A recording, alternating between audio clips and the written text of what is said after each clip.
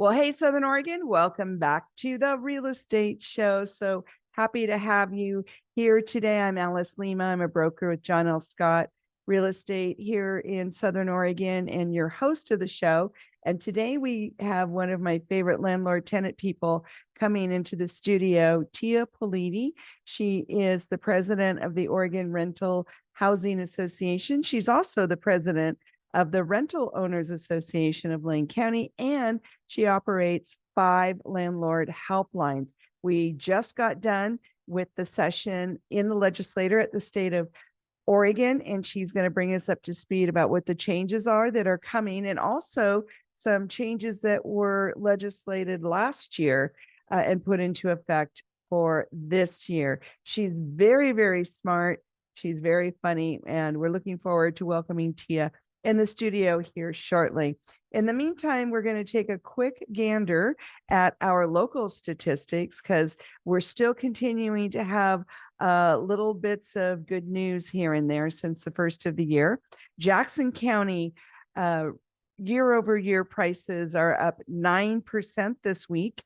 The average single-family home now costing $492,038 this week in the residential market, Jackson County. The number of solds were down 4%. We had 46 closings this week in SOMLS, and that's residential year over year. The number of listings in Jackson County were up 8% year over year. We had 678 active residential listings on SOMLS this week. So we're getting a pretty good piece of good news for Jackson County this week. Josephine County prices year over year were up 27% this week. The average single family residential home in Josephine County costing $488,176 in the residential market this week in Josephine County. The number of solds were down 50% year over year in Josephine County. There were only 11 closings in the residential market in Josephine County this week on SOMLS. The number of listings were up year over year in Josephine County, 25% this week. We had 318 active listings on SOMLS in the residential market, Josephine County. Klamath County this week, prices year over year were up 45%. The average single family home in Klamath County now costing $349,821. The number of solds year over year in Klamath County were up 7% this week. There were 14 residential closings in Klamath County on SOMLS this week. Number of listings in Klamath County year over year were up 8%. We had 243 active listings on SOMLS in the residential market in Klamath County this week. So folks, it looks like the prices are up this week year over year, all 3 counties. The number of listings are up year over year in all 3 counties. It's starting to look a little bit better. Just a quick reminder, if you're thinking of selling, it's still a good time. Call an agent and get your property on the market and take advantage of this little bit of an upswing. For now, let's say welcome, Tia Politi. Well, welcome back, Tia. We're so happy to see you again. Thank you, Alice. I always love joining you on your show. And our listeners, we all get so much out of these little talks. So we have had kind of a big year, you were saying before we went on the air. Where would you like to start with all that? Well, from a legislative standpoint, we did have a number of changes go into effect. Some of the changes that went into effect this year were actually from the 2023 session, right? But didn't take effect until 2024, until January 1st. One of those is Senate Bill 611, which changed how we can raise rent in Oregon. So before, Senate Bill 608 changed how we can raise rent and said you could raise it 7% plus the West Coast CPI. And as long as you didn't exceed that, you could actually raise rent multiple times a year. as you probably already know, any rent increase requires a written 30 or 90-day notice.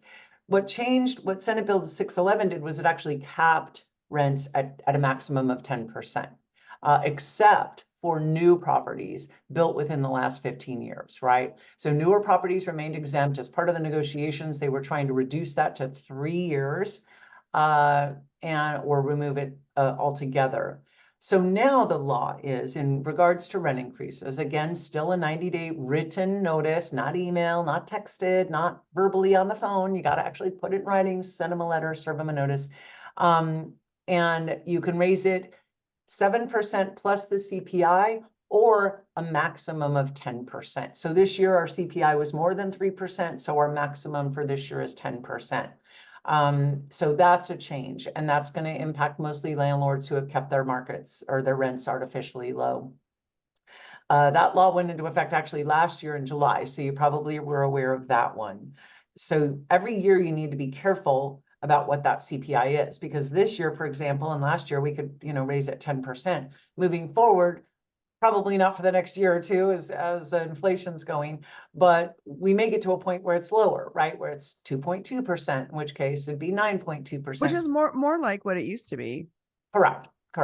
And for most landlords, that's not a big deal, right? I mean, I don't know very many people who go around maxing out rent increases. When you have a good renter, I like to keep my rents modest in the market, but I don't ever want to top out the market because the market swings, right? Like anything, it's a commodity. And what we're seeing right now is definitely the pendulum swinging a little more the tenants' way. We're seeing properties stay on the market longer. You as a real estate agent are probably seeing the same thing. Fewer properties there, they're lasting a little longer, although because of the low supply, you're still getting good prices on them. Rental market wise, we seem to be seeing an impact of the new units that have been brought online. And so the market's swinging back to a more moderate position where landlords are having to start to reduce the rents they think they can get, right? And I have a lot of people who tell me things like, well, I was getting this much for it then. And it's like, well, just like when you're going to sell your property, it's worth what a qualified person is willing to pay at any given time. And so the market tells you what it's worth. I kind of jumped in late to the furnished unit market. And based on what I had heard and what I was seeing on the market, I'm like, I can get $2,000 a month for this place. Well, the market told me, no, you can't. You can get $1,700, right? And so that's how it goes. And that's what the market is supposed to do, right? It's supposed to adjust, and we just wish they would leave the market alone and let it do its thing. So I call my pricing strategy the Costco pricing strategy, a quality product at a quality price. Nice. And so I always want to be in the market. I don't want to bottom it out. I don't want to top it out, because if the market pendulum swings, toward the tenant's way and they can find a better deal, they may leave me and go for that better deal. So I think it's important to set your rents where you think you can get them. If you advertise and all you're hearing are crickets, then you're too high, all of the things being equal. And at that point, you want to maybe take them down 50 or $100 and keep advertising until you hit the point at which you're getting responses. So how long is too long to wait? I usually recommend that you move quickly, like within a week. When I was in private management, we used to reevaluate our rents weekly of the units that we were advertising. Okay. Right, for rent. And so we would evaluate it. Interesting story though. I did have a couple of places where my boss at the time was like, I don't care that we're not getting stuff. We're too low. Jack it up $200. And suddenly we would get people interested.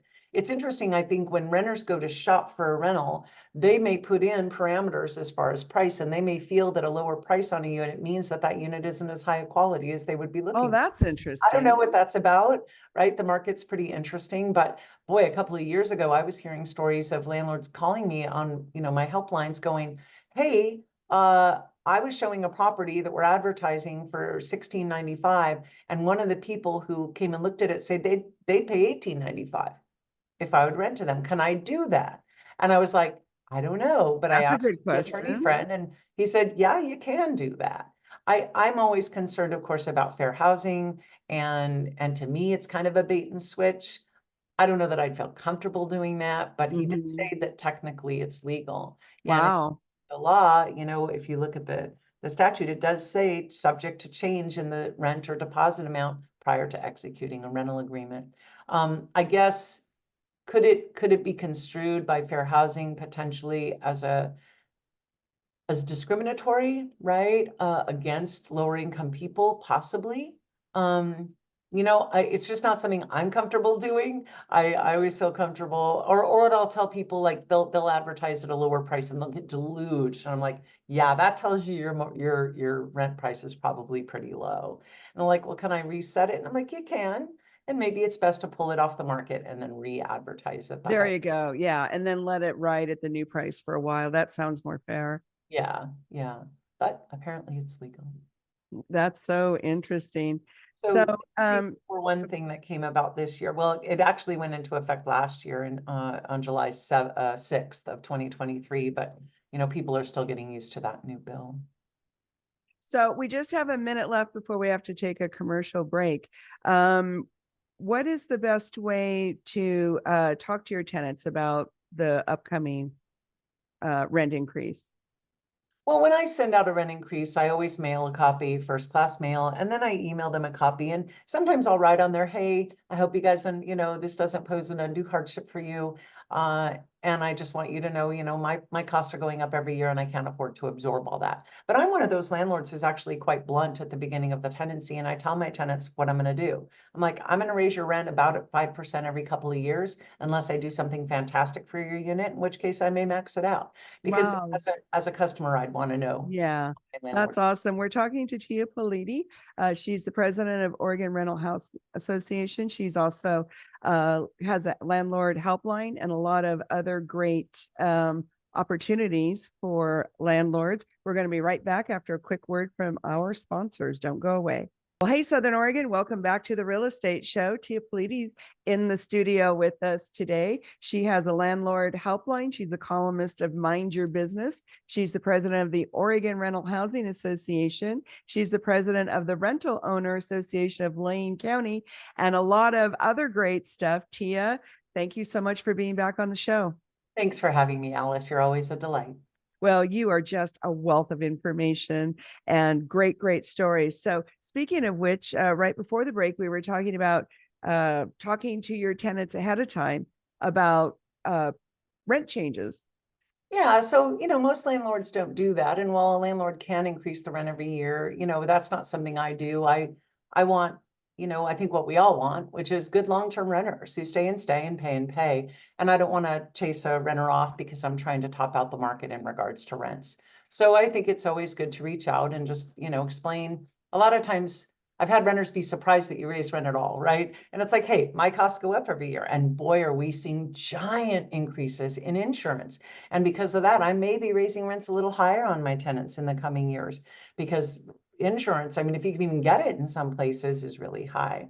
But we also had some other really impactful law changes that came out of the 2023 session and the 2024 session. So do you want me to talk about those? Oh, yes, please. Okay. So some things that came out of these recent sessions that took effect January 1. One was Senate Bill 599A, which now says that a landlord cannot prohibit the use of the rental unit as a family child care home. Yeah. And this one is like, people are freaking That's a game changer. And so I've written an article on that. It's been published statewide. It's available on my website, as all my articles are. And I had to do a bunch of research on this. And I'll tell you what I learned from that research gave me some reassurance. Basically, there are so many hoops that the tenant is going to have to jump through to make this happen with the Office of Child Care. Only the best and brightest of your renters is going to be able to do this. So I don't see it becoming, they can't just open their doors and watch however many kids they want. There's very specific requirements as to the number of children. They must be registered or certified with the state, with the Office of Child Care. And when you go through those handbooks, those guidebooks for either type of childcare, wow, there's a lot of stuff the tenant has to do to get their certification or their registration. I also spoke to an insurance guy. So the law allows a landlord, you can't say no, but what you can do is require that they pay for any modifications of the dwelling unit that are needed to meet standards of the Office of Child Care. You are also allowed to, at your own option, either require signed waivers by the parents of the children who are in childcare saying that they won't sue you, you're not liable, and acknowledging that the provider does not maintain liability insurance covering the children, or to require liability insurance. Now, what was interesting, the first time that the legislators tried to make this happen was, I believe, in 2022, and they ran out of time. So at that time, they had some limit. I think it was like $150,000 in liability coverage. And we're all going, that's not enough, right? As part of this bill, there was another bill that allowed things to be adjusted, like additional rules to be put forth. And they chose not to do that. So at this time, as part of Senate Bill 599A, there is no insurance limit. So what I'm kind of telling people is have them talk to their insurance company. What is the limit that the insurance company is going to want? In talking to a friend of mine who does insurance, he said, well, any insurance company, if the person's going to watch more than 6 kids, is going to want a signed waiver anyway.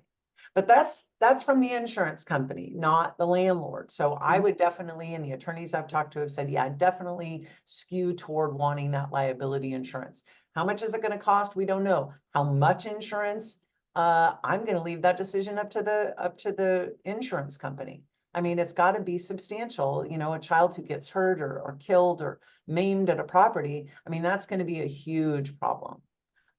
So it's very scary for landlords to consider, but you can't prohibit it as long as they meet those criteria. So if you're curious about what that looks like, go to my website, read the article, and I think it's going to give you a much better understanding of the limitations, the restrictions, and what folks need to do. So when I first heard about that, I was curious about the size of the properties, and there are specific criteria. You have to have a certain size yard. Is that still the case? Well, it's the requirements are lower for registered than they are for certified. So certified is going to be, the little Tykes preschool up the street that you see that, is a house, but yes, they have very strict square footage requirements.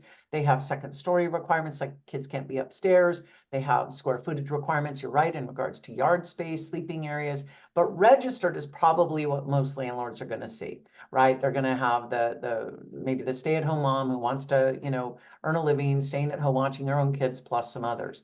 The limit there is 10, not including the provider's own children. That sounds like a lot. That does sound like a lot, but remember what I said about the insurance company. Right.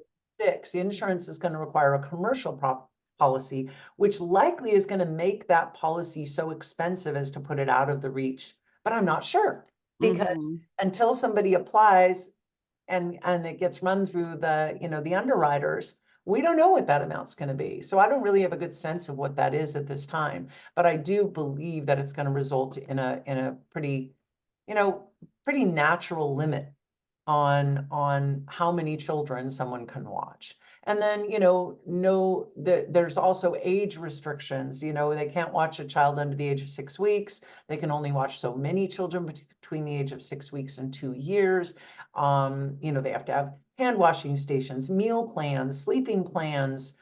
It's crazy what they put them through. And I can't even describe how complex it is. I'm actually, we're doing our property management palooza in Hermiston this year, and your members, if they're members of the Rental Owners Association or any chapter of an association under the umbrella of Oregon Real Estate or Oregon Rental Housing, they're going to have a chance to attend those classes. We're going to be doing them in person in Hermiston, but also virtually. And I'm going to do a deep dive, a 1-hour deep dive into the child care regulations and what landlords can require. We've also created a form that allows landlords whose tenants are, wanting to do this to, sign an agreement telling them which options they're going to take.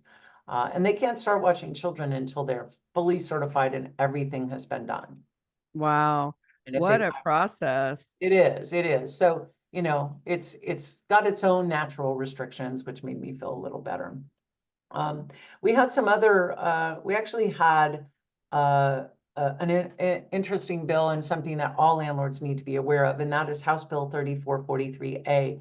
It added bias crimes as protected under domestic violence statutes. So a victim of a bias crime now has, since January 1, the same protections as victims of domestic violence, sexual assault, or stalking.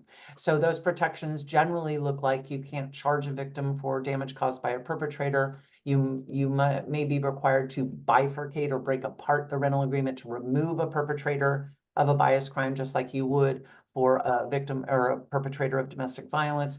And a victim can have themselves released from the rental agreement with 2 weeks written notice upon providing the landlord with a third-party verification of one or more incidents having happened within the preceding 90-day period. So you just need to be aware that victims of bias crimes now have those same protections. Interesting. So that's Very to interesting. be aware of. One good thing that came about for landlords, although I'm a little griped that they didn't include me in that, and that is Senate Bill 1013A. It's now allowing landlords or property owners, they don't even have to have been a landlord, whose properties are within the urban growth boundary but still considered county. Right. They have to be zoned rural residential, I guess is what it is, right? But they're still a country property. They can actually set up an RV space on their property and rent RV space now lawfully. Each county has developed their own procedures for it. Unfortunately, my properties are zoned resource, not rural residential, so I can't do that, which I hope they'll expand it. You know, despite our many disagreements with the governor Kotek, she is trying to expand, housing opportunities. And so I'm hopeful that pretty soon maybe they'll include those of us with resource properties as well, because I would love to do that. So can I just rewind briefly, because we have a lot of people that want to do this. So you have a rural property in the country. It's zoned rural residential. You can legally have an RV and somebody living in it. Correct. You can have a rental for that. And you can rent it out? Yes. And I recommend if a landlord is going to do a tenancy like that, that they use a week-to-week tenancy agreement so that it's easy to undo if things don't work out. Because after the first year of an RV being there, you have to give a 180-day notice to terminate. So to avoid that, I would recommend a week-to-week tenancy. Wow. Okay. So we're going to have to take another break, but boy, that's a game changer. We love talking to you, Tia. Talking to Tia Politi. She's the president of the Oregon Rental Housing Association and also president of the Rental Owners Association of Lane County. We got to take a quick break and say thank you to John L. Scott, Ashland and Medford, Guy Giles, Mutual Mortgage, and our local Rogue Valley Association of Realtors, RVAR. Thank you for sponsoring this show every week. We super appreciate you. We'll be right back with more great information from Tia. Well, welcome back to the Real Estate Show, folks. We are having a really great chat here with Tia Politi. How about we pick up where we left off before the break? That idea that you can now legally, state law, you can have an RV on your country property under certain circumstances. That's a game changer. It is. The property has to be zoned rural residential, and you must comply with any rules that the county establishes for that, right? You got to register it. I'm sure they're going to charge you a fee of some sort to do that. Of course, they're going to charge you a fee. So check with your county about the bill. It's House Bill 3440. Oh, wait, that's the wrong one. It is Senate Bill 1013A. So if you talk to someone at the county and they're like, huh? We don't know what that's the statutory reference. We've had some other, one law change that was presented as good for landlords, and partly I think it was, and partly it wasn't. And that was Senate Bill 1069B. That bill now allows landlords to serve a legal notice by email and mail. So similar to post and mail, it saves the 3-day waiting period when you mail a notice only. So this was presented as, oh, what a great gift to landlords. Well, I don't think so. We had a terrible ice storm up here in January and I didn't have power for weeks, and a lot of people didn't. If you do want to do this, the Oregon Rental Housing Association has created a form. The tenant must agree after the tenancy is begun and the tenant has taken possession of the unit. So you cannot make it a requirement of tenancy. It allows either party to terminate the agreement with 3 days written notice. I don't think this is a great thing. It was presented as a gift. I don't want you to do this. So I'm going to tell you, don't do it. Serve your notices by first class mail and add the 3 days for mailing, or 4 days if you include the date of mailing. I just see so many problems with it. And I've had emails that never got where they were going and never got kicked back to me. So I don't know if they've received it or not. But part of that bill that was good for landlords is now it's an agreement to accept electronically transferred funds. So at the end of the tenancy, or if there's a rent refund or anything even during the tenancy, at this time in law, without an agreement, the landlord must return those funds by personal delivery or first-class mail. This part of the law allows both parties, again, after the tenancy has begun and the tenant has taken possession of the unit, to sign an agreement to allow the landlord to electronically refund monies, whether that's security deposits or anything else. And, you know, I've had a lot of my tenants teach me about Venmo, and it's worked great for me, but I can't refund money to them through Venmo. I have to mail them a check. So I think this is a good thing. We've already also created a form for that. It's called Agreement to Accept Electronically Transferred Funds. Just like the email notice, the tenant can cancel with 3 days notice. But I think that's a good thing. And I think renters would appreciate that. And so would landlords. So that's a good part of that law.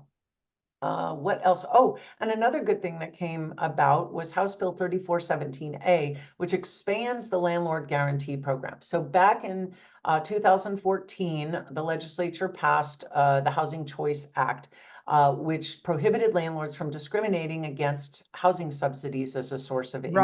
Right. That was a big deal. And at that time, as a give for us having to accept lower income people, in a negotiation with Governor Kotek, she was speaker at that time, they negotiated a landlord mitigation fund or guarantee program that said, okay, we'll pay up to $5,000 for qualifying tenancies that are Section 8, right, or VASH, or under the HUD umbrella. Well, now this fund is now being expanded because you're likely, since COVID, we've seen so many programs popping up. Counties are developing their own, HUD agencies are developing their own subsidy programs. And so they're kind of expanding the guarantee program to include a lot of other subsidized housing programs. And that's fantastic for landlords. Like, how many $5,000 security deposits are you holding? What you need to be aware of is if you do get into a situation where you're renting under a subsidy, you need to know what the rules are, because some subsidies, like Lane counties, in the case of HUD, it's $5,000 and it's for the length of the tenancy. But Lane County and other associations or counties, they have a limit. It's $2,000 and only for the first year or two of tenancy. So you kind of got to be careful about what you're signing up for. You need to know what the rules of their mitigation fund are. But if the rules fall under this mitigation program or guarantee program, it's $5,000. And so that has been a wonderful addition. I think it's can I just ask about some of those subsidized programs? Do they have do the programs do their own inspections? They do, but a landlord can't rely on, they don't inspect for the same things we inspect for. Oh, that's interesting. Tell you that there's 5 pit bulls in the backyard or a giant fish tank. They're only their only concern when they're inspecting is, does the unit meet HUD's housing quality standard? I see. And I really want to save time to talk about the biggest change we've experienced. Go for it. Sorry. I know we're up limited. What's really important for everyone to know about is, actually, this was a change that came about last year. Was it or this year? Oh gosh, it's all mushing up in my brain. I think it was this year. House Bill 2001 went into effect immediately upon the governor's signature. And it has and this was last year, it has dramatically changed non-payment. So non-payment of rent or any other charges or fees owed by the tenant except for damage to the premises, the tenant now, instead of a 72-hour notice, gets a 10-day notice. And if instead of getting what used to be our 144-hour notice, we could serve on the 5th of the month, is now a 13-day notice. And that's part of it. But the worst part is that it has resulted in this huge clog up of the court system. So my eviction business is skyrocketing because, like, a tenant will not pay rent. You go to evict them, they pay rent, they can pay rent up to the first appearance or even at trial. And now first appearances are set out between 15 and 30 days. Trials are now set out between 15 and 30 days. So it can result in almost 2 months to evict someone for non-payment if they end up not paying. And typically they will. I've had multiple evictions going against the same tenant. And it's just resulted in this horrible round robin where landlords have to dismiss They're only allowed to charge their filing fee, not all the amounts they've paid me to bring an action. And so a couple of strategies for landlords that I want you to consider if you're in this situation and you have someone who's repeatedly not paying and making you take them to court and then curing and then not paying, and they, this whole horrible merry-go-round you want to get off of. One of those is, remember that in a month-to-month agreement, you can change your type or amount of late fee with a 30-day written notice. And we have a form, late fee renter's insurance notice of change in terms. A lot of landlords still have very low late fees, like $50, right? You need to make it painful for your non-paying tenants. Like how painful? Well, the worst part could be if you chose option 3. So there's 3 options: a reasonable flat fee, customary to the local area. Your second choice is a daily fee not to exceed 6% of the reasonable amount. And your third choice is the most painful, and that's 5% of the rent amount for every 5-day period or portion thereof during which the tenant fails to tender rent. And that's the one that can really add up. So if you have a rent price of $1,500 and the tenant doesn't pay rent for the entire month, let me do the math. I think it's like $425, $450. At the end of that month, they would owe $450 in late fees. More. Wow. So that's a strategy. Another strategy is, remember, landlords, after the first year of tenancy, you can increase the security deposit. And we have a new form for that called Notice of Security Deposit Increase. You must provide reasoning behind it. You can't just, and it has to be reasonable. You have to provide 90 days for at least, you could always provide more time for the tenant to pay that additional amount. And if they don't pay within the 90 days, then you need to serve a for-cause notice. But I've served, because it can take up to 2 months to evict someone for non-payment, and that doesn't even include damages or cleaning. If you've got a poor paying tenant, I might want a security deposit of 3 months rent. I've got one lady we're in the midst of litigating on this. We'll see how it goes. I haven't tried it, but I have an owner who's willing to go for it. We made it what we feel is reasonable. And in her case, the reasoning I wrote was, due to your repeated and ongoing failure to pay rent, late fees, court costs, and other amounts owing in a timely manner, the landlord is requiring an increased security deposit to mitigate the risk posed by your failure to comply with the terms of the rental agreement. So, if we were to rent to somebody like this out of the blue who has this history, we probably would have said no, or would have required a very high deposit. That's going to be my justification to a judge if we end up litigating this. Wow, interesting. Will you let us know how that turns out? I certainly will. So we're talking to Tia Politi. She's the president of the Oregon Rental Housing Association, also the president of the Rental Owners Association of Lane County. She's the forms chair of ORHA, columnist of Mind Your Business, monitors 5 helplines. Is that right? Landlord helplines? 5 helplines in the state.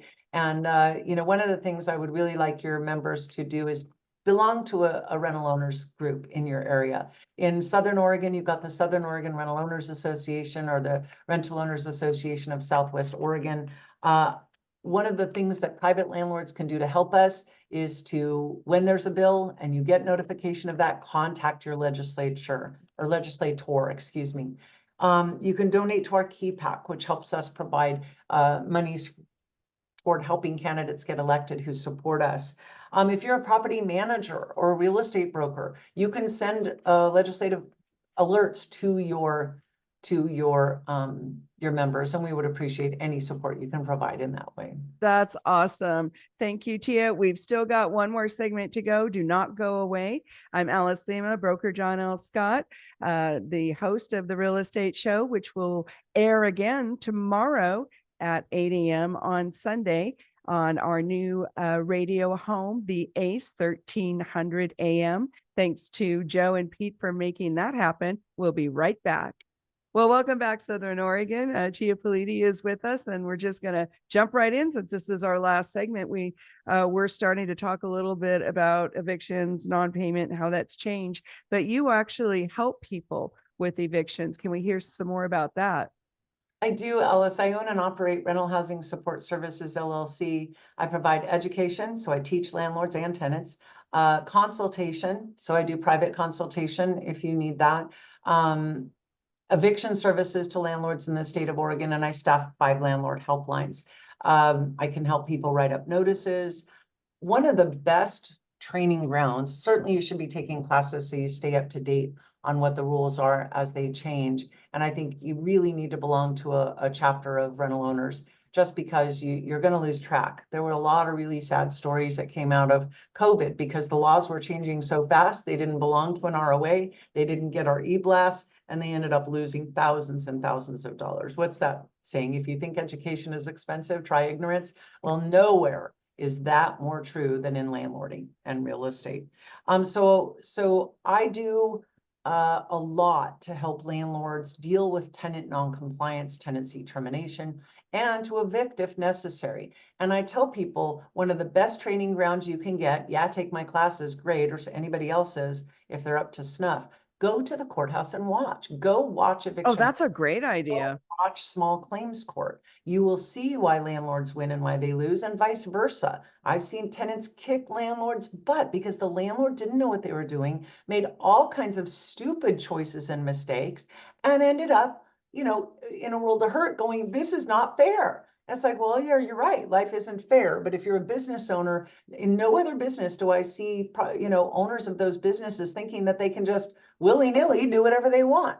Every business has regulations, and landlording is especially regulated, especially in Oregon. So it's really important that you know what the law is and you know how to operate. So Oregon Rental Housing, our goal is to keep you safe, to provide you with top quality legal forms that can help you run a successful business.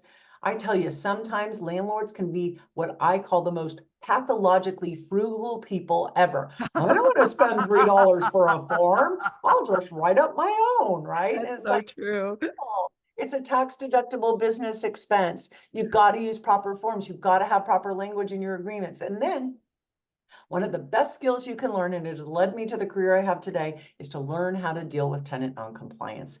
What notice to serve, what your options are, how to document violations, what is evidence in court, how to bring a case to court. And everybody's afraid. Oh my God, I get calls from people, Alice, and they're like, well, I want your help, but I don't want to go to eviction court.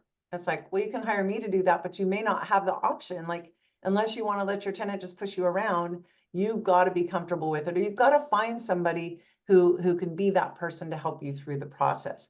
I think there's nothing more beneficial to a landlord than to learn how to write up a proper legal notice, how to document violations, what the code of evidence is, how to present a case at court. I teach classes in all of these things, trial prep, and it's just an essential part of your business. Or you have somebody like me, or there's other eviction specialists throughout Oregon who can help you as well to hold your tenants accountable. So believe it or not, a lot of positive things can happen at eviction court. Sometimes the tenant just needs that smack upside the head to go, whoa, this is serious. I could lose my housing. I could be homeless, right? Or go have to crash on mom's couch again.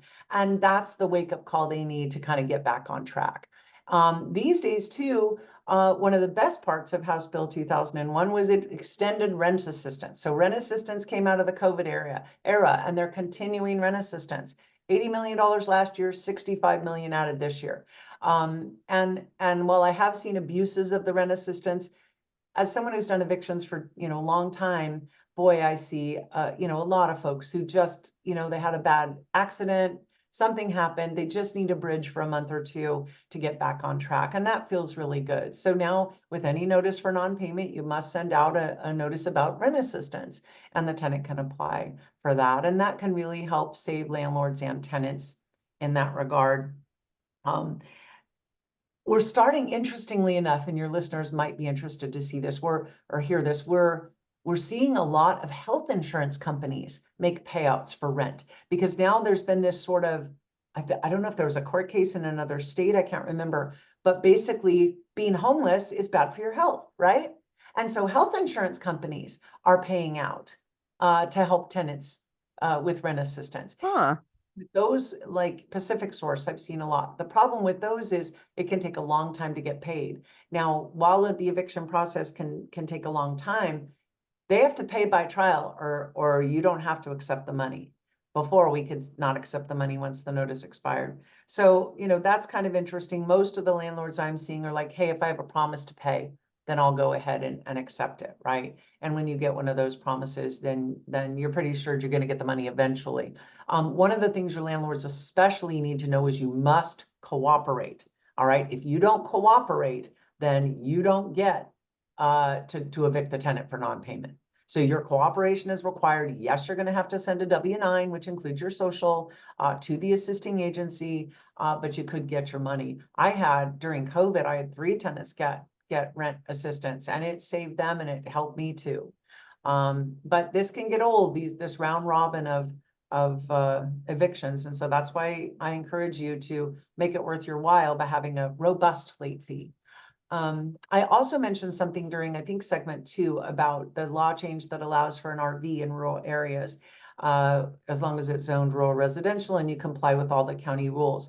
Well, a lot of people don't know about a week-to-week tenancy, but week-to-week tenancies are exempt from a lot of things in state law and city code. So Portland and Eugene both have city codes and that overlay laws. Well, there are exemptions. And now I just lost my train of thought. We were talking about, that's right, House Bill 2001. Talking about week to week. That's right.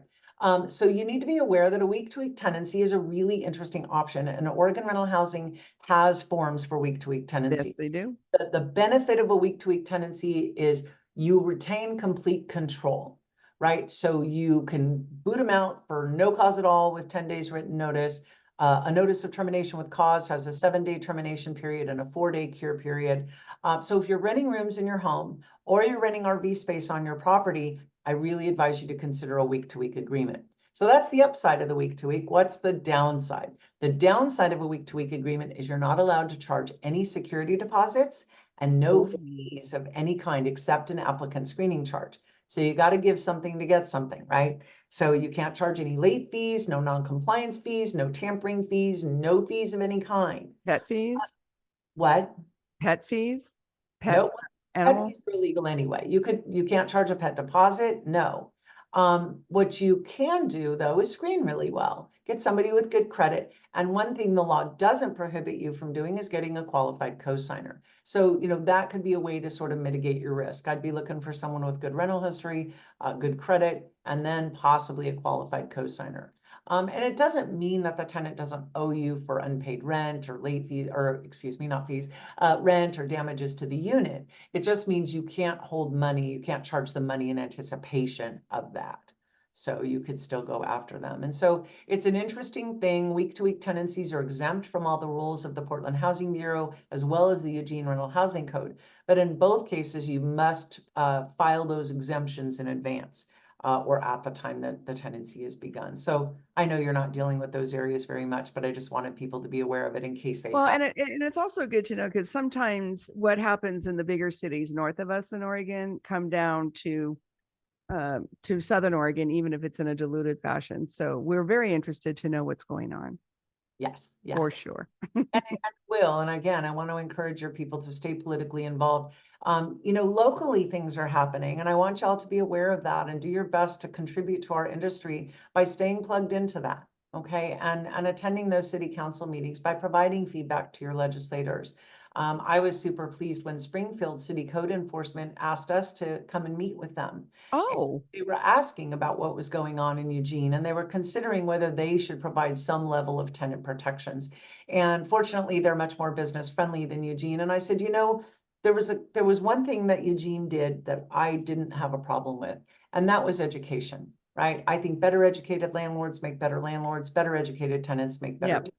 I do see unscrupulous landlords who sort of torment their tenants or whatever. And so it's important, I think, for renters to know what their rights are. And I have a class that teaches that to high school seniors and college freshmen, so that you don't get abused by an unscrupulous landlord. If you don't know what your rights are, you might as well not have them. And so I said, I think it's great to make landlords provide some sort of information at the time of lease up about what the tenant's rights are. I mean, yes, it's important for them to know, but they don't teach that in high school unless I'm there teaching it or somebody else is. I have a program that teaches high school seniors rights, risks, and responsibilities of tenancy. If anybody wants to reach out to me and they're willing to volunteer, at their local school. I think it's a great way to give back to your community. I'm happy to share my presentation. Well, Tia, how about a quick phone number and a quick website? And then we're going to not my phone number because I spend too much time on the phone. Check out my website. It's tiapoliti.com. Okay. Politi.com. And all my contact information is there. Well, we so appreciate you. Please come back soon. You bet, Alice. Thanks again for having me. All right. Have a great Southern Oregon weekend, everybody. We'll see you next time. Bye now.